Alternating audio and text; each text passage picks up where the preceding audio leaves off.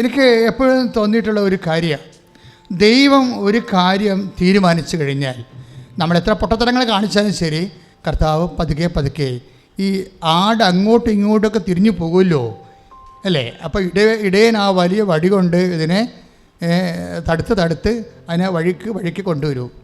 ഇതൊരു വഴി നടത്തലാണ്. ഇതുപോലെ ഈ മൈക്കൽ ജോൺ എന്ന് പറഞ്ഞ മനുഷ്യനില്ലേ, അദ്ദേഹത്തിന് നാളെ സ്പേസ് വെക്കണം. അതായത് കഴിഞ്ഞ മാസം ഈ മാസം മെയ് 5-ാം തീയതി. അപ്പോൾ മെയ് 4-ാം തീയതി വൈകുന്നേരം അദ്ദേഹം ഒരു ചെക്കപ്പ് നടത്തണം. അതിൻ്റെ റിപ്പോർട്ട് രാവിലെ ഹോസ്പിറ്റലിൽ കൊണ്ടുചെല്ലണം. ആ റിപ്പോർട്ട് അദ്ദേഹത്തിൻ്റെ ഈ ലാസ്റ്റ് ECG അങ്ങനെ കുറച്ച് കാര്യങ്ങളാണ്. പിന്നെ അതിൻ്റെ ബ്ലഡ് ഷുഗർ അങ്ങനെ കുറേ കാര്യങ്ങൾ ടെസ്റ്റ് ചെയ്യാൻ വേണ്ടി അദ്ദേഹത്തെ നാട്ടിലെ എപ്പോഴും ടെസ്റ്റ് ചെയ്യുന്ന ഡോക്ടറിൻ്റെ അടുത്ത് ചെല്ലുമ്പോൾ എന്താ സംഭവിച്ചാൽ, അദ്ദേഹം മുറിയിലോട്ട് കയറുമ്പോൾ അദ്ദേഹം മൊബൈൽ ഓഫ് ചെയ്ത് അവിടെ ചെന്ന് ഡോക്ടറോട് സംസാരിക്കുന്ന സമയത്ത് ഇത് അടിക്കരുതല്ല, അതുകൊണ്ട് മാന്യതയ്ക്ക് അദ്ദേഹം ഓഫ് ചെയ്ത് അകത്ത് കയറിയപ്പോഴാണ്, പാർലറിൽ കയറിയപ്പോഴാണ് അവിടുത്തെ ഒരു സാധാരണ വെയിറ്റർ, ഒരു കസ്റ്റോഡിയനുണ്ട്, അദ്ദേഹം എന്ന് പറഞ്ഞ് വെയിറ്റ് ചെയ്യട്ടോ ഡോക്ടർ ഇത്തിരി താമസിക്കുമെന്ന് പറഞ്ഞ്. ഡോക്ടർ ഇത്തിരി താമസിക്കും എന്ന് വെച്ച് കഴിഞ്ഞാൽ വേറെ ഒരു ഹോസ്പിറ്റലിൽ വർക്ക് ചെയ്തിട്ട് ഡോക്ടർ അവിടെ നിന്ന് ഓൺ ദി വെയിലാണ്, ഇത്തിരി താമസിക്കുമെന്ന് പറഞ്ഞ്. അപ്പോൾ അദ്ദേഹം അവിടെ വെയിറ്റ് ചെയ്യും. അദ്ദേഹത്തിന് ടെസ്റ്റ് ചെയ്യണം, അത്രേ ഉള്ളൂ, ഒരു അരമണിക്കൂർ എടുക്കും. ആ ടെസ്റ്റ് ചെയ്യണ സമയം, അതായത് ഡോക്ടർ വരുന്ന സമയം, ഈ ഡോക്ടറിൻ്റെ സമയം താമസിപ്പിക്കുന്നത് ആരാണ്? അമ്മയാണ്. പിന്നീട് നിങ്ങൾക്ക് മനസ്സിലാവും. ഇദ്ദേഹത്തിന് അവിടെ കൊണ്ടുവന്ന് മൊബൈൽ ഓഫ് ചെയ്യിച്ചതും അമ്മയാണ്. ഇങ്ങനെ നമ്മുടെ ജീവിതത്തിൽ നിസ്സാരമായിട്ട് ചെറുതായിട്ട് ഒന്നും സംഭവിക്കണില്ല. അതുകൊണ്ടാണ് ഈശോ പറഞ്ഞത്, ഒരു നാണയത്തുട്ടിന് 2 കുരുകൾ വിൽക്കപ്പെടുന്നില്ലേ, അതിലൊന്നു പോലും എൻ്റെ സ്വർഗസ്ഥനായ പിതാവ് അറിയാതെ താഴെ വീഴുന്നില്ല. ലൂക്ക 12:6 5 കുരുവികൾ 2 നാണയത്തുട്ടിന് വിൽക്കപ്പെടുന്നില്ലേ, അവയിലൊന്നു പോലും ദൈവസന്നിധിയിൽ വിസ്മരിക്കുന്നില്ല. നിങ്ങളുടെ തലമുടി പോലും എണ്ണപ്പെട്ടിരിക്കുന്നു, ഭയപ്പെടേണ്ട, നിങ്ങൾ അനേകം കുരുവികളെക്കാൾ വിലയേറിയവരാണല്ലോ. അപ്പം നിസ്സാര കാര്യങ്ങൾ പോലും നിരീക്ഷണത്തിലാണ്. വിശ്വാസി, നിൻ്റെ അവകാശം എന്താണെന്ന് അറിയാവോ? ഒന്ന് പത്രോസിൻ്റെ 3:9 പറയും, അനുഗ്രഹം എന്ന് പറഞ്ഞ്, അനുഗ്രഹം അവകാശമാക്കാൻ വിളിക്കപ്പെട്ടവരാണ് നമ്മൾ. നിസ്സാര കാര്യങ്ങൾ പോലും നിരീക്ഷണത്തിലാണ്. You got the point. Michael ജോണിൻ്റെ സാക്ഷ്യം എന്താണ്? അദ്ദേഹം ഡോക്ടറിനെ കാണാൻ വേണ്ടി അകത്തോട്ട് കടന്നു, മൊബൈൽ ഓഫ് ചെയ്തു. ആര് പറഞ്ഞിട്ട്? അമ്മ പറഞ്ഞിട്ട്. ഡോക്ടർ വഴി താമസിച്ചു. ആര് പറഞ്ഞിട്ട്? അമ്മ പറഞ്ഞിട്ട്. എല്ലാം നിരീക്ഷണത്തിലാണ്. ഡോക്ടർ നിരീക്ഷണത്തിലാണ്, രോഗി നിരീക്ഷണത്തിലാണ്. അങ്ങനെ ഓഫ് ചെയ്യപ്പെട്ട മൊബൈലുമായിട്ട് ഇദ്ദേഹം ഡോക്ടറിന് പാർലറിലിരിക്കുന്ന സമയത്ത് പെട്ടെന്ന് ഈ മൊബൈൽ ഓട്ടോമാറ്റിക്കായിട്ട് ഓണാകും. അദ്ദേഹം തന്നെ ഞെട്ടും, ഇത് ഞാൻ ഓഫ് ചെയ്താണല്ലോ, ഉറപ്പ് വരുത്തിയതാണല്ലോ. പക്ഷെ ഓണായി കഴിയുമ്പോഴേ ഈ മൊബൈൽ 2 കാര്യങ്ങൾ സംഭവിക്കും. പെട്ടെന്ന് കൃപാസനത്തിൽ ലിങ്ക് വരും, വണക്കമാസം നടക്കുന്ന ലിങ്ക് വരും. വണക്കം നടന്നുകൊണ്ടിരിക്കുകയാണ് ആ സമയത്ത്. വണക്കത്തിൽ ലിങ്ക് വരുമ്പോൾ പുള്ളിക്കാരൻ അവിടെ ഇരുന്ന് 1.25 മണിക്കൂർ ഈ പ്രാർത്ഥന മുഴുവനും ചങ്ക് പറഞ്ഞ് പ്രാർത്ഥിക്കുകയാണ്, അമ്മേ എൻ്റെ ലാസ്റ്റായിട്ടുള്ള ഒരു സമയമാണിത്. എന്നിട്ട് അയാൾ അമ്മയോട് പറയുന്നുണ്ട്, അമ്മ ഇടപെടണം, അമ്മയെ ആശ്രയിച്ചാണ് ജീവിക്കണത്, വേറെ ആരെയും ആശ്രയിച്ചിട്ടില്ല. ഇങ്ങനെയൊക്കെ കുറേ അദ്ദേഹത്തിൻ്റെ സാക്ഷ്യത്തിൽ അദ്ദേഹത്തിൻ്റെ വർത്തമാനങ്ങളുണ്ട്, ദൈവത്തോടുള്ള ഭയങ്കര പച്ച വർത്തമാനങ്ങളാണ് ചെയ്യണത്. നമ്മുടെയൊക്കെ എല്ലാം ഇങ്ങനെ ഈ ഉണക്കമുന്തിരിങ്ങയൊക്കെ നമ്മൾ ഫ്രീസറിലൊക്കെ വെച്ചിട്ട് ഇങ്ങനെ പാകപ്പെടുത്തിയ സാധനമാണ് നമ്മൾ പ്രാർത്ഥിക്കുന്നത്. പാകപ്പെടുത്താത്ത പ്രാർത്ഥനയാണ് പച്ചപ്രാർത്ഥന എന്ന് പറയുന്നത്. ഈ മനുഷ്യൻ്റെ എല്ലാ പ്രാർത്ഥനകളും ഞാൻ ശ്രദ്ധിച്ചപ്പോൾ ഇതൊരു പച്ച ചുവക്കുന്നുണ്ട്, എല്ലാത്തിനും ഒരു ഫ്രഷ്നെസ് ഉണ്ട്, ഒരു ഫ്രഷ്നെസ്. അതായത് ദൈവം ഇതുപോലെ നമ്മൾക്ക് what we feel as it is V present, അതിനാണ് പച്ചപ്രാർത്ഥന എന്ന് പറയുന്നത്. എന്താണ് നമ്മുടെ ജീവിതത്തിൽ ഫീൽ ചെയ്യണത്, ശരീരത്തിലോ മനസ്സിലോ ആത്മാവിലോ എന്ത് ഫീൽ ചെയ്യുന്നു, അതുപോലെ തന്നെ നമ്മുടെ സ്വന്തം അമ്മയോട് അല്ലെങ്കിൽ അപ്പനോട് പറയണ പോലെ, അവരോട് പോലും നമ്മൾ എഡിറ്റ് ചെയ്താൽ പറയണത്. ദൈവത്തോട് നമ്മൾ എഡിറ്റ് ചെയ്തൊന്നും പറയത്തില്ല. വിശ്വാസിയുടെ സംഭവം എഡിറ്റ് ചെയ്ത് പറയത്തില്ല. പറയണത് എന്താണ് സംഭവിക്കണത്, what we feel we present as it is, അതുപോലെ അങ്ങോട്ട് പറയും. ഇതാണ് അദ്ദേഹത്തിൻ്റെ പ്രാർത്ഥനയുടെ ഒരു സ്റ്റൈല്. നിങ്ങൾക്കും ഞാനും പണ്ട് നോക്കിയിട്ടുള്ള പ്രാർത്ഥനയാണത്. അതായത് എന്ത് ഫീൽ ചെയ്യുന്നു അതുപോലെ അങ്ങോട്ട് പറയണം. അപ്പോഴത് ഇൻറ്റിമസിയുടെ ഒരു എക്സ്പ്രഷനാണ്. നമുക്ക് ദൈവമായിട്ടുള്ള ബന്ധത്തിൻ്റെ ഒരു ബഹിസ്ഫുരണമായിട്ടാണ് ഇത് വരുന്നത്. അപ്പോൾ അതുകൊണ്ടാണ് ഈ മനുഷ്യൻ അങ്ങനെ പറഞ്ഞത്, അമ്മേ ഉള്ളൂ കേട്ടാ, ഇത് ലാസ്റ്റ് അമ്മ ഇടപെടാൻ പറ്റത്തില്ല, ഞാനില്ല പിന്നെ ആരോട് പറയാനാ? ഇതാണ് സ്റ്റൈല്. ഇങ്ങനെ പറഞ്ഞാൽ പിന്നെ ദൈവം കേൾക്കാതിരിക്കുമോ? അതാണ് പ്രശ്നം. അതോടുകൂടി ഈ ഇതൊക്കെ ഇരുന്നുകൊണ്ട് ഈ 1.25 മണിക്കൂർ എടുത്താൽ ഡോക്ടർ വരാൻ. 1.25 മണിക്കൂർ ഡോക്ടർ വരികയും വണക്കമാസം തീരുകയും ചെയ്ത ആശീർവാദം. അതാണ് ടൈമിങ് ഭയങ്കര പക്ക ടൈമിങ്ങാണ്. അതിനുശേഷം ഇദ്ദേഹം ഡോക്ടറിനെ കണ്ടിട്ട് നാളെ രാവിലെ പോകും. രാവിലെ സ്പെസിമെൻ വെക്കാൻ വേണ്ടി ചെല്ലും. അവിടെ ചെല്ലുമ്പോൾ എന്നാ സംഭവിക്കണത്? ടെസ്റ്റ് ചെയ്ത് നോക്കുമ്പോൾ ഇയാളുടെ പമ്പിങ് ലെവല് ഒരാൾക്ക് 50 ഒക്കെ മതി നോർമലായിട്ട്, പക്ഷേ ഇത് 70 മാറും. Praise the Lord. അതായത് ആദ്യമാണ് 6 കൊല്ലത്തിന് ആദ്യമാണ് സ്പേസ് മേക്കർ വെക്കാൻ മണിക്കൂറുകൾ മാത്രം ബാക്കി നിൽക്കുകയാണ്. ആ സമയത്ത് ഈ മനുഷ്യൻ്റെ പമ്പിങ് ലെവൽ മാതാവ് കൂട്ടും. 40 എന്നുള്ള സംഭവമാണ്. എത്ര വർഷമായി 40 കിടന്ന് മനുഷ്യൻ പേടിക്കണത്. അവസാന നിമിഷം ഇതിനെ 60 മാറ്റും. ഇപ്പോഴേ സാക്ഷ്യം പറഞ്ഞുകൊണ്ട് പോകുമ്പോഴേ എന്തൊരു എനർജറ്റിക്കാണ് ആ മനുഷ്യനടുത്ത് പറയണത്. അതായത് ഒന്നും അവസാനിച്ചിട്ടില്ല എന്ന് നമ്മളോട് പറയുന്ന ഒരു ജീവൻ്റെ പുസ്തകമാണ് ബൈബിള്. ഒരു ഫയലും ക്ലോസ് ചെയ്യാനായിട്ടില്ല. അത് മുഴുവനും ഇങ്ങനെ പതിച്ച് നൽകിയിരിക്കുന്ന പ്രാർത്ഥനയാണ് ഉടമ്പടി പ്രാർത്ഥന എന്ന് പറയുന്നത്. കാര്യം ബൈബിളിനെ പണ്ട് വിളിച്ചുകൊണ്ടിരുന്ന പേര് ഉടമ്പടി പുസ്തകം എന്നാണ്. ഇപ്പോൾ ഉടമ്പടി പുസ്തകം എന്ന് വിളിക്കുന്നത് കൃപാസനത്തിൽ നടക്കുന്ന പുസ്തകത്തെയാണ്, അല്ലേ? പണ്ട് ബൈബിളിനെ വിളിച്ചിരുന്ന പേര് ഉടമ്പടി ഗ്രന്ഥമെന്നാണ് വിളിച്ചിരുന്നത്. എന്ന് വെച്ചാൽ ദൈവവും മനുഷ്യനും തമ്മിലുള്ള ഉടമ്പടിയിൽ വന്നിട്ടുള്ള ചില പോരായ്മകളെ പരിഹരിച്ചുകൊണ്ടാണ് ദൈവം മരിയൻ ഉടമ്പടി തന്നിരിക്കുന്നത്. കാര്യം എബ്രാഹത്തിൻ്റെ ഉടമ്പടി മധ്യസ്ഥനില്ല, അതുകൊണ്ട് അത് ആ സമയം ലാഗ് ചെയ്ത്. മോസസിൻ്റെ ഉടമ്പടിയിൽ മധ്യസ്ഥനില്ല, അതുകൊണ്ട് അത് 40 വർഷം എടുത്തു. മരിയൻ ഉടമ്പടി എന്ന് പറയുന്നത് ഷിഫ്റ്റാണ്, പെട്ടെന്നാണ് വിഷയങ്ങൾ തീരുമാനം വരണത്. അതിന് സമയമെടുക്കാത്തതിൻ്റെ കാരണം എൻ്റെ സമയം ഇനിയും സമാഗതമായില്ലല്ലോ എന്ന് യേശു പറയണില്ലേ? അവർക്ക് വീഞ്ഞില്ല എന്ന് പറയുമ്പോഴേ നമ്മുടെ ഇല്ലായ്മയും വല്ലായ്മയും ഒക്കെ ദൈവത്തോട് പറയാൻ ദൈവം നൽകിയിരിക്കുന്ന അവധൂതികമായിട്ടുള്ള കപ്പാസിറ്റി സീൽഡ് പേഴ്സണാണ് ആര്? മറിയാം. ഒരടുക്കള ഉൾപ്പെടെ അടുക്കളയിലുള്ള മനുഷ്യൻ നിലനിർത്തണത്. ഇപ്പോൾ ജോലി ആയാലും കിട്ടിയാലും വീട് കിട്ടിയാലും വിവാഹം നടന്നാലും നമ്മൾ എന്താണ് ഉദ്ദേശിക്കുന്നത്? മര്യാദക്ക് ഭക്ഷണം ജീവിച്ചു പോകണം, അല്ലേ? അതിൻ്റെ അടിസ്ഥാനം എന്താണ്? അടുക്കള തന്നെയാണ്. അമ്മ നിൽക്കണ അടുക്കളയിലാണ്, മർമ്മപ്രധാനമായ സ്ഥലത്താണ് നിൽക്കുന്നത്. നിന്നെ നിലനിർത്തുന്ന സ്ഥലത്താണ് നിൽക്കുന്നത്. അവിടെ ഉള്ള പോരായ്മ, അത് വിവാഹത്തിൻ്റെ പോരായ്മയായാലും അതുപോലെ തന്നെ വിദ്യാഭ്യാസത്തിൻ്റെ പോരായ്മയായാലും എല്ലാ പോരായ്മകളും അടിസ്ഥാന പോരായ്മയാണ്. ഈ അടിസ്ഥാന പോരായ്മയ്ക്ക് അതിൻ്റെ ഇല്ലായ്മയ്ക്ക് അതില്ല എന്ന് പറയാൻ ദൈവം ചുമതലപ്പെടുത്തിയ ഒരാളാണ് മറിയം. ദൈവം ചുമതലപ്പെടുത്തിയ ഒരാളാണ്. അതെന്താ കാര്യം വെച്ചാൽ ദൈവത്തിൻ്റെ ആ ചുമതല നമുക്ക് മനസ്സിലാകണത് മംഗളവാർത്ത എന്നാണ് അത് മനസ്സിലാകണത്. അങ്ങനെ ദൈവചുമതലയുള്ള ഒരാളാണ് ഈ നമ്മൾ ഈശോയും തമ്മിലുള്ള ഉടമ്പടിയുടെ മധ്യസ്ഥയായിട്ട് നിൽക്കണത്. അതുകൊണ്ടാണ് ശരിക്കും വിശ്വസിച്ച് ചെയ്യുന്ന ആൾക്കാർക്ക്, അല്ലെങ്കിൽ ഉടമ്പടി ഉഴപ്പാതെ ചെയ്യുന്ന ആൾക്കാർക്ക് കൃത്യം ആ ടൈമിന് തന്നെ മറുപടി പറയാൻ കാര്യം. ചില ആൾക്കാർ ഉടമ്പടി ഉഴപ്പുന്നുണ്ടല്ലോ. ഇപ്പം ഇന്നലെ ഈ ദിവസങ്ങളിലെ അനു എന്നും പറഞ്ഞ് അബുദാബി, നിങ്ങൾ സാക്ഷ്യം കേട്ട് കാണാം, അല്ലേ? കൃപാസനം കുഞ്ഞിനെ കാണാൻ, കൃപാസനം മാതാവിൻ്റെ കുഞ്ഞിനെ കാണാൻ എല്ലാവരും വന്നു. ആശുപത്രിയിൽ തൊട്ടിൽ കണ്ട് പ്രാർത്ഥിച്ചു പോയെന്നൊക്കെ പറഞ്ഞിട്ട് പെണ്ണ് സാക്ഷ്യം വന്നിട്ടുണ്ട്. അനു എന്നവരുടെ പേര്. അവർ മാത്രമല്ല, അവരും ഭർത്താവ് ആ കുഞ്ഞും കൂടിയാണ് വന്നത്. അവർക്ക് ഒരു കുഞ്ഞുണ്ടായിരുന്നു നേരത്തെ, അതിപ്പോഴും ഉണ്ട്, ഒരു കുഴപ്പമില്ല. അവർക്കൊരു കുഞ്ഞിനെ കൂടി വേണം. അതും പിന്നെ ജോലി പ്രശ്നം, ഇങ്ങനെ കുറേ കാര്യങ്ങൾ അവർ ഉടമ്പടി ചെയ്യണത്.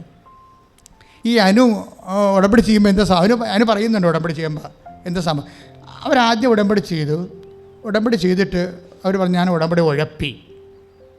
അവരുടെ സ്വഭാവത്തിലുള്ളതാണ് എല്ലാം ഇങ്ങനെ ഉഴപ്പിയിട്ട് ഓരോ കാര്യം തുടങ്ങി വെക്കും, പിന്നെ ഉഴപ്പും. ചില ആൾക്കാർക്ക് അങ്ങനെ ഉണ്ടല്ലോ, അവരുടെ സ്വഭാവത്തിലുള്ളതാണത്.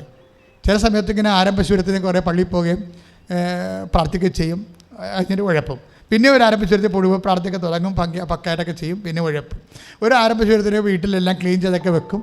അത് 2 ആഴ്ച കഴിയുമ്പോൾ പിന്നെയും പഴയതുപോലെ വീട് പിന്നെയും അടിക്കലും തൂക്കലൊന്നും ഇല്ലാതെ ഉഴപ്പും.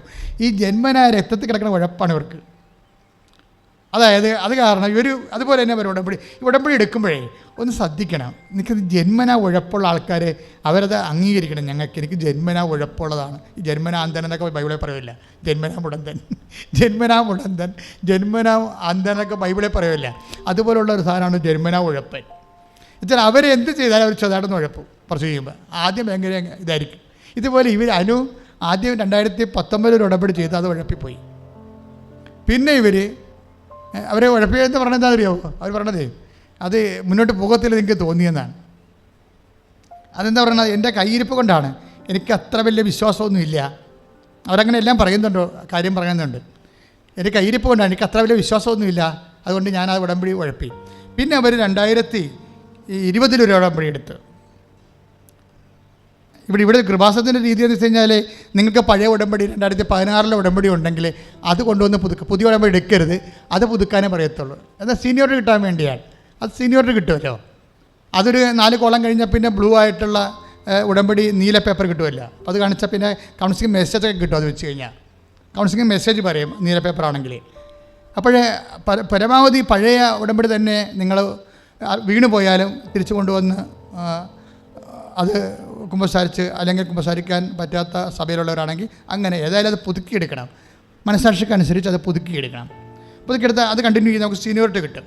അപ്പോൾ ഞങ്ങളാണെങ്കിലും ഇത് പഴയ ഉടമ്പടിയാണെന്ന് ചോദിക്കുമ്പോൾ ഇത്രയും നാൾ നേരത്തെ വന്നുകൊണ്ട് ആളല്ലേ എന്ന് വിചാരിക്കുമ്പോൾ നിങ്ങൾക്ക് എന്തെങ്കിലും പ്രശ്നം ഉണ്ടായാൽ ഉടനെ എമർജൻസി ആയിട്ട് കൗൺസിലിംഗ് വിളിക്കും. കാര്യം നിങ്ങൾ പണ്ട് വന്നിരുന്ന ആളാണല്ലോ. പിന്നെ പ്രളയം കോവിഡൊക്കെ വന്ന് എന്തെങ്കിലും വീണ് പോയതല്ലേ. അപ്പോൾ അതുകൊണ്ട് ഞങ്ങൾക്കതൊന്നും പ്രശ്നമല്ല. അതുകൊണ്ട് പഴയ ഉടമ്പടി പുതുക്കണം. പക്ഷേ ഇവരെന്ന് വെച്ച് കഴിഞ്ഞാൽ ഇവരെന്നാ വെച്ച് കഴിഞ്ഞാൽ ഇവർ മൂന്നാമത്തെ ഉടമ്പടി എടുത്ത്, എന്ത് പരിപാടിയായിരിക്കും മനുഷ്യൻ കാണിക്കണത്, മൂന്നാമത്തെ ഉടമ്പടി എടുത്ത്. അപ്പോഴേ മൂന്നാമത്തെ ഉടമ്പടിയിലുള്ള ഒരു പ്രശ്നം വെച്ച് കഴിഞ്ഞാൽ അവർക്കൊരു കുഞ്ഞിനെ വേണം. അതാണ് പ്രശ്നം. മൂന്നാമത്തെ ഉടമ്പടി എടുത്തെങ്കിൽ ഈ മൂന്നാമത്തെ ഉടമ്പടിയും ഇവർ ഉഴപ്പും. പക്ഷെ കുഞ്ഞിനെ കിട്ടും. അതെന്താ പ്രശ്നം വെച്ച് കഴിഞ്ഞാൽ ഉടമ്പടിയുടെ ഒരു ലെവല് നമ്മൾ ഉഴപ്പിയാൽ ഇതിൻ്റെ ഒരു കക്ഷി ആരാണ്? ദൈവമല്ലേ. ഒരു കക്ഷി മാത്രമല്ലേ നമ്മളുള്ളൂ. ഇതിൻ്റെ അതർ എൻഡിൽ ആരാണ്? നമ്മൾ പരിശുദ്ധ അമ്മയുടെ മധ്യസ്ഥത്തിൽ ഈശോയോടല്ലേ ഉടമ്പടി ചെയ്യണത്. അപ്പോഴേ ഇതിൻ്റെ പ്രശ്നം വെച്ച് കഴിഞ്ഞാൽ നമ്മൾ ഉഴപ്പിയാലും ദൈവം ഉഴപ്പത്തില്ല. ആ ഉടമ്പടിയുടെ ഭാഗം കുഞ്ഞിനെ വേണമെന്നുള്ളതാണ് ഇവിടെ ഉടമ്പടി ചെയ്തത്. ദൈവം കുഞ്ഞിനെ കൊടുത്തു. പക്ഷേ ഇവൾ ഉടമ്പടി ഉഴപ്പി. ദൈവം എന്താ കുഞ്ഞിനെ ഉടമ്പടി ഉഴപ്പിട്ടും കുഞ്ഞിനെ കൊടുത്തത് എന്തുകൊണ്ടാണ്? ഉടമ്പടി ഉഴപ്പി, പക്ഷെ എന്താ കുഞ്ഞിനെ കൊടുത്തത്? അതിന് കാര്യം നമ്മളെ ഈ അവിശ്വസ്തനായിരുന്നാലും 2 തിമോത്തി 2:13 ഒരു വചനമുണ്ട്. 2 തിമോത്തി 2:13 എന്താ വെച്ച് കഴിഞ്ഞാൽ നമ്മൾ അവിശ്വസ്തനായിരുന്നാലും ദൈവം വിശ്വസ്തനായിരിക്കും. അങ്ങനെ ഏറ്റവും ഇതൊരു ക്യാപിറ്റൽ വേർഡാണ്. ഒന്ന് പറഞ്ഞേ, നമ്മൾ അവിശ്വസ്തനായിരുന്നാലും ദൈവം വിശ്വസ്തനായിരിക്കും.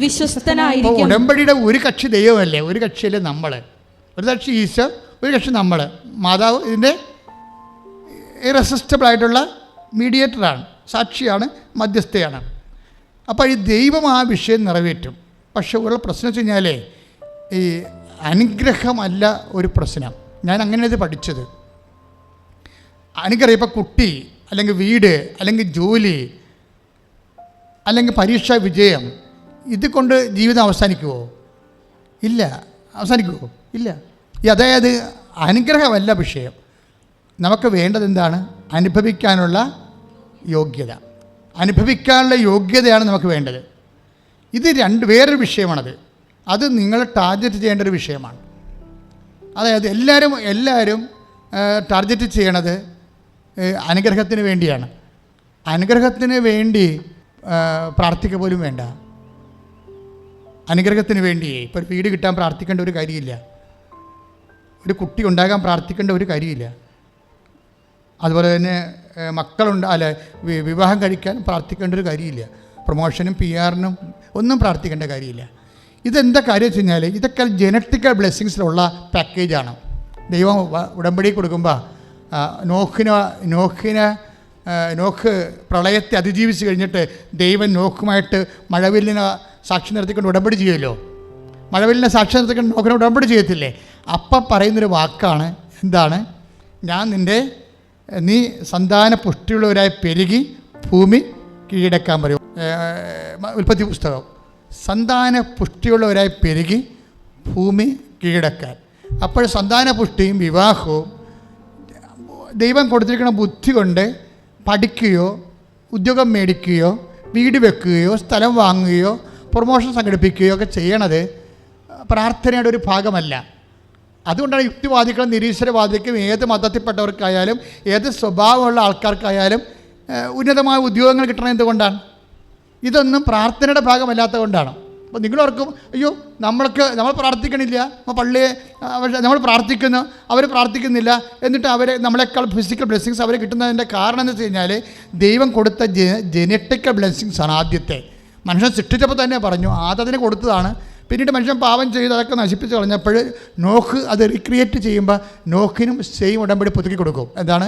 നീ സന്താന പുഷ്ടിയുടെ പെരുകി ഭൂമി കീഴടക്കാൻ പറയും. ഭൂമി എന്ന് പറഞ്ഞാൽ നിൻ്റെ ജീവിതം കീഴടക്കണം. നിൻ്റെ ഭൂമി നീ നടന്നെത്തണം, അത്രയും സ്ഥലം നീ കീഴടക്കണം. 70 വയസ്സ് വരെ നീ നടക്കുമെങ്കിൽ 70 വയസ്സ് വരെ നിൻ്റെ കാഴ്ചവീട്ടിലാകണം. ഭൂമി എന്ന് പറഞ്ഞാൽ മുഴുവൻ ഭൂമിയുടെ ഉദ്ദേശമല്ല. നീ നടന്നെത്തേണ്ട ഭൂമി ഉണ്ടല്ലോ, 49 വയസ്സ് നിനക്കുള്ളെങ്കിൽ 49 വയസ്സ് വരെ നടത്തേണ്ട ജോലി അത് നീ കീഴടക്കണം. അത് വിദ്യാഭ്യാസം കൊണ്ടെങ്കിൽ വിദ്യാഭ്യാസം, അതുപോലെ തന്നെ വ്യവസായം കൊണ്ടെങ്കിൽ വ്യവസായം കൊണ്ട് ആ ജീവിതം നീ കീഴടക്കണം. അത് ഇതിൻ്റെ ഈ ബ്ലെസ്സിങ്സ് എല്ലാം കച്ചവടത്തിനും വ്യവസായത്തിനും വ്യാപാരത്തിനും കുട്ടികളുണ്ടാകാനും അവർ വളരാനും അവരെ പഠിപ്പിക്കാനും ഒക്കെ എല്ലാം ജനറ്റിക്കൽ ബ്ലെസ്സിങ്സ് ഓൾറെഡി ഉണ്ട്. നമ്മൾ അപ്പോൾ നിങ്ങൾ ചോദിക്കും അങ്ങനെ അനുഗ്രഹത്തിന് വേണ്ടി പ്രാർത്ഥിച്ചില്ല, പിന്നെ എന്നാത്തിനാണ് പ്രാർത്ഥിക്കേണ്ടത്? എന്നാത്തിനാണ് പ്രാർത്ഥിക്കേണ്ടത്? ഈ അനുഗ്രഹം അനുഭവിക്കുക എന്നുള്ളത് നമ്മുടെ കയ്യിലുള്ള സംഭവമല്ല. പറഞ്ഞാൽ മനസ്സിലായ? ഈ അനുഗ്രഹം കിട്ടിയിട്ട് കാര്യമില്ല, അനുഭവിക്കണ്ടേ? ഇപ്പം 54 വയസ്സുള്ള ചേർത്തി ഒരു കുഞ്ഞിനെ പ്രസവിച്ചെന്ന് പറഞ്ഞില്ലേ, എന്താ കാര്യം? അവരുടെ കുട്ടി 21ാമത്തെ വയസ്സിൽ മരിച്ചു പോയിട്ടാണ്. അപ്പോൾ അവർ ഭർത്താവും ഭാര്യയും തകർന്ന് തരിപ്പണമായി. ഒരു കുഞ്ഞല്ലേ ഉള്ളൂ, ഒരു കുട്ടിയല്ലേ ഉണ്ട്, അവനാ വണ്ടി ഇടിച്ച് മരിച്ചത്. ഇതെന്താ സംഭവിച്ചത്? എന്തെങ്കിലും അത്യാഹിതങ്ങളൊക്കെ സംഭവിക്കണത് സ്വാഭാവികമായിട്ട് എല്ലാപ്പോഴും അല്ല, ചിലപ്പോഴെങ്കിലും ഉടമ്പടി ലംഘനവുമായിട്ട് പ്രൊട്ടക്ഷൻ പോകും. നമുക്ക് ഉടമ്പടി എടുക്കത്തില്ലേ? അപ്പോൾ നിങ്ങൾ വിവാഹം കഴിക്കുകയാണ്, വിവാഹം ഉടമ്പടിയല്ലേ? വിവാഹത്തിലുണ്ടാകുന്ന കുഞ്ഞുങ്ങളെ ആ ഉടമ്പടി എന്തൊക്കെയാണ് നമ്മൾ പറയണത്? വിവാഹത്തിലുണ്ടാകുന്ന കുഞ്ഞുങ്ങളെ പുണ്യപൂർണ്ണമായി വളർത്താം. മാതാപിതാക്കന്മാർ തമ്മിൽ മരണം വരെ വേറെ. ഇപ്പോൾ ഇന്നലെ ഒരു സാക്ഷ്യം ഉണ്ടായി, ഞാൻ സിംഗിൾ മദറാണെന്ന്. നീ എന്ത് പേര്? അവർ ഡൈവേഴ്സ്ഡ് ആണെന്ന് പറഞ്ഞതിന് വേണ്ടി പുതിയ വാക്യം കണ്ടുപിടിച്ച് വന്നിരിക്കുകയാണ് പാർട്ടി. ഞാൻ സിംഗിൾ മദറാണെന്ന്. അതിനർത്ഥം ഷീസ് ഡൈവേഴ്സ്ഡ്. ചിലപ്പോൾ അവരുടെ കയ്യിരിപ്പ് കൊണ്ട് തന്നെ ആയിരിക്കും അങ്ങനെ ആയത്. അപ്പോൾ ഈ ഡൈവേഴ്സുകാരെല്ലാം കൂടി പുതിയൊരു മതം ഉണ്ടാക്കുകയാണ്, single mother, double mother, triple mother. മാതാവേ, അപ്പോൾ അഭ്യാസമൊന്നും കാണിക്കരുത്. ഈ 21 ലക്ഷത്തോളം ആൾക്കാരെ കൗൺസിൽ ചെയ്തപ്പോൾ എനിക്ക് മനസ്സിലായ ഒരു സത്യമുണ്ട്. ഈ പല വിഷയങ്ങളും നിങ്ങളുടെ ഡൈവേഴ്സിന് ദൈവത്തിൻ്റെ കൺകറൻസ് ഇല്ല. സഭയിൽ നിലയം വിളിച്ച് ഓടി നടന്ന് ഓരോ സഭ പിന്നെ നിയമമൊക്കെ നോക്കി കരുണയൊക്കെ നോക്കി പിന്നെ ഇത് ഈ ഭക്ഷണം കഴിക്കാതെ ജീവിക്കണമല്ലോ എന്ന് ഓർക്കും. എങ്ങനെയാ? കുർബാന സ്വീകരിക്കാതെ ജീവിക്കണമല്ലോ എന്ന് ഓർക്കുമ്പോൾ, സഭയ്ക്കൊരു ബാധ്യതയില്ല എന്ന് ഓർക്കുമ്പോൾ, കുറേ നാളിങ്ങനെ നടത്തി കഴിയുമ്പോൾ അത് എന്തെങ്കിലും ലൂപ്പ് ഹോൾ നിങ്ങളെ രക്ഷിക്കാനുള്ളത് നിയമപരമായിട്ട് കണ്ടെത്തിയാൽ നിങ്ങളെ സഭ വെറുതെ വിടും. പക്ഷേ ദൈവം വെറുതെ വിടത്തില്ല. ഉള്ള കാര്യം ഞാൻ പച്ചക്ക് പറയുകയാണ്.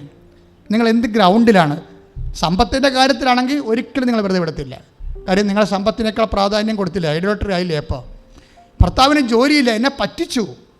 ഞാൻ MSc B.Ed ആണ്, അവരെന്നോട് പറഞ്ഞത് അവനും MSc ആണെന്നാണ്. നോക്കിയപ്പോൾ ബികോമേ ഉള്ളെന്ന് പറയും. അതിനെ പറ്റിച്ചു. അതും ദൈവം ഏക്കണില്ല, ആ സാധനം ഏക്കത്തില്ല. കാര്യം ഇതെല്ലാം ഡിഗ്രിയുടെ കാര്യമല്ലേ ഉള്ളത്. ഡിഗ്രിയും കൊണ്ടുപോയിട്ട് എന്നാ കഴിയുക? ഇതൊക്കെ കുറച്ച് കഴിയുമ്പോൾ അത് പൊടുകോരി തിന്നാനൊക്കെ പറ്റത്തുള്ളൂ, വേറെ ഒന്നും ചെയ്യാൻ പറ്റത്തില്ല ആ സാധനം കൊണ്ട്. കാര്യം ഒരു ടൈം കഴിഞ്ഞാൽ നിൻ്റെ ഈ ഒരു 70 വയസ്സ് കഴിഞ്ഞാൽ നീ ഇന്ന് ആനക്കാര്യം എന്ന് പറയുന്ന ഒരു കാര്യത്തിനും ഒരു വിലയുമില്ല, വ്യർത്ഥമായ സാധനമാണ്. അപ്പം കല്യാണം കഴിച്ചവർ ഭയങ്കരമായിട്ട് ശ്രദ്ധിക്കണം. അപ്പോൾ എല്ലാവർക്കും അതുപോലെ ശ്രദ്ധിക്കാൻ പറ്റത്തില്ല. ആരോഗ്യമുള്ളവന് മാത്രമേ ഇപ്പം നമ്മളൊരു കുട്ടീനെയും കൊണ്ട് പോവുകയാണ്. ഞാൻ ഒന്ന് പറയണ കേൾക്ക്. നിങ്ങളുടെ കുഞ്ഞിനെയും കൊണ്ട് ഭർത്താവും ഭാര്യയും കൂടി ആശുപത്രി പോവുകയാണ്. കൊച്ചിനെ ആരെടുക്കും? ഒരു കുഞ്ഞിനെയും കൊണ്ട് ആശുപത്രി പോവുകയാണ് ഭർത്താവും ഭാര്യയും കൂടി. കുഞ്ഞിനെ ആരെടുക്കും? ആർക്കാണ് ആരോഗ്യമുള്ളവർ അവരെടുക്കും. പിടിയിടിയ ഭർത്താവിന് ആരോഗ്യം ഉണ്ടെങ്കിൽ അയാൾക്കാണ് കരൾ രോഗമോ നല്ല രോഗമാണെങ്കിൽ കരളെടുക്കാൻ കൊണ്ട് എടുപ്പിക്കാൻ പറ്റുമോ? ഇല്ല. ആർക്കാണ് ആരോഗ്യമുള്ളത് അവരെടുക്കും കൊച്ചിനെ. That is simple, that is normal. നിങ്ങൾ ഡൈവേഴ്സിൻ്റെ വക്കലാണെങ്കിൽ ആർക്കാണ് വിശ്വാസത്തിൻ്റെ ആരോഗ്യമുള്ളത് അവരാണ് അത് നിലനിർത്തിക്കൊണ്ട് പോകേണ്ടത്. ഈ കൊടുത്ത പോയിന്റ്. നിങ്ങൾ ഡൈവേഴ്സിൻ്റെ വക്കലാണ്, പക്ഷേ വിശ്വാസത്തിൽ നിങ്ങളുടെ ഭർത്താവിന് വിശ്വാസമില്ല. അയാൾക്ക് ഭാര്യയ്ക്ക് വിശ്വാസമില്ല. അല്ല, കാണുന്ന ആണുങ്ങളെ കാണുമ്പോഴും പെണ്ണുങ്ങളെ കാണുമ്പോഴും പല്ലടിച്ച് കാണിക്കുകയും തോണ്ടുകയും ചാറ്റുകയും ചീറ്റുകയും ഒക്കെ ചില പാർട്ടിയാണ്. എനിവേ, ആർക്കാണ് അതിനകത്ത് ആരോഗ്യമുള്ളത്? കർത്താവിനോട് ആരാണ് അടുത്ത് നിൽക്കുന്നത്? അവർക്കാണ് ഈ വിഷയം കൺട്രോൾ ചെയ്തു പോകാനുള്ള കപ്പാസിറ്റിയും അധികാരവും അവകാശവും ദൈവത്തിരുസ്ഥന് കടമയുള്ളത്. അപ്പോൾ ദൈവത്തിൻ്റെ പക്ഷം ചേർന്ന് നിൽക്കുന്നവർ മാക്സിമം കോംപ്രമൈസ് തയ്യാറാകണം. കാര്യം നീ ആരാണ്? ആരുടെ കൂടെയാണ് നിൽക്കുന്നത്? ദൈവത്തിൻ്റെ കൂടെയാണ്. കാര്യം ദൈവത്തിൻ്റെ കൂടെ നിൽക്കുമ്പോൾ ഏത് കാലത്തായാലും നമ്മൾ 70 കൊല്ലം ജീവിച്ച് കഴിഞ്ഞാൽ പിന്നെ തീർന്നില്ല പരിപാടി. അമ്മയെ ഞാൻ നേരിട്ട് കണ്ടതാ. അപ്പോൾ പുനരുദ്ധാനം എന്താണെന്ന് എനിക്കറിയാം. നിങ്ങൾക്ക് കേട്ടറിയുള്ളേ, ഞാൻ കണ്ടറിഞ്ഞുള്ള. അതുകൊണ്ടാണ് ഞാൻ സീരിയസ് ആയിട്ട് പറയണത്. ദൈവം വെറുതെ നക്കാപ്പിച്ച കാര്യത്തിന് തർക്കിച്ച് ദൈവപ്രസാദം നഷ്ടപ്പെടുത്തിക്കൊണ്ട് നിങ്ങൾ ഒരു സാധനം ഉണ്ടാക്കിയിട്ടൊരു കാര്യമില്ല.